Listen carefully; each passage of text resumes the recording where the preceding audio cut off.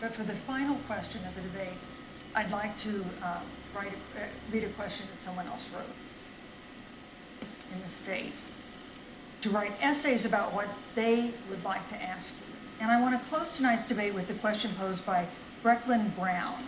She's an 8th grader at Springville Junior High in Springville, Utah. And here's what she wrote, quote, "When I watch the news, all I see is arguing between Democrats and Republicans. When I watch the news, all I see is citizen fighting against citizen.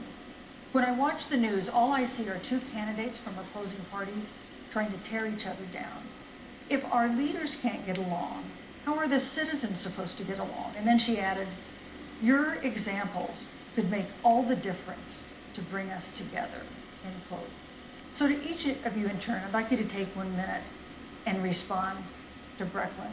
Vice President Pence, you have 1 minute. Brecklynn, it's a wonderful question. And let me just commend you for taking an interest in public life. I started following the news when I was very young. And in America, we believe in a free and open exchange of debate. And we celebrate that. And it's how we've created literally the freest and most prosperous nation in the history of the world.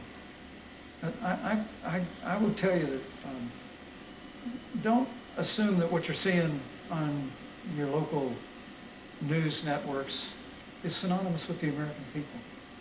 You know, I look at the relationship between Justice Ruth Bader Ginsburg, the late justice who we just lost from the Supreme Court, and the late Justice Antonin Scalia. They were on polar opposites on the Supreme Court of the United States. One very liberal, one very conservative. But what's been learned since her passing was the two of them and their families were the very closest of friends. I mean, here in America, we can disagree. We can debate vigorously, as Senator Harris and I have on this stage tonight. But when the debate is over, we come together as Americans.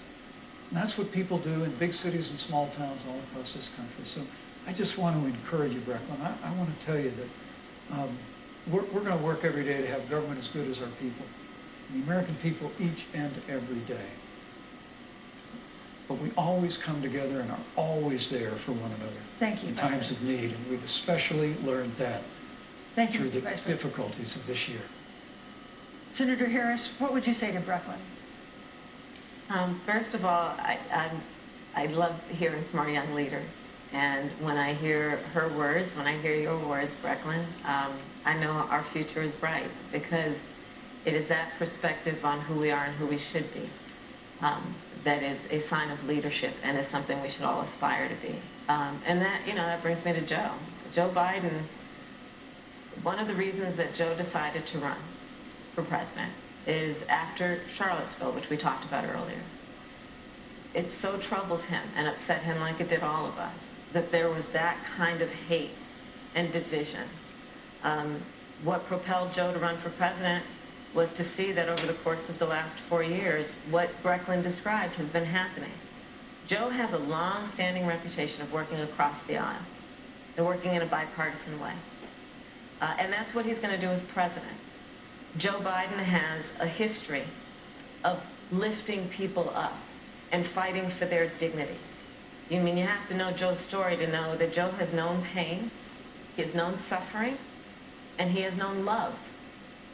And so, Brecklynn, when you think about the future, I do believe the future is bright.